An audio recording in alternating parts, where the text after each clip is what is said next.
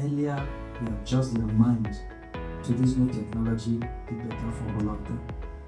Otherwise, they will be forced into it and it will be good. Before the banks realize it, the fintechs are running open banking. And by the way, they're already even doing it in a way.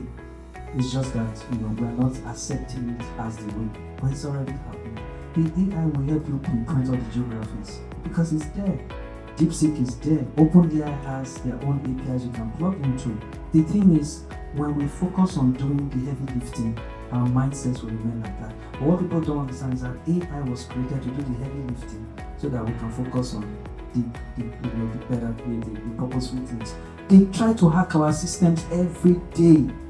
If you don't have an AI system that is helping you look at the pattern so that you can beef up and come against the brute forces they are using against you, how will you innovate? The capabilities are there, but we should be open. Our minds should be open to accepting it and using it for the greater good.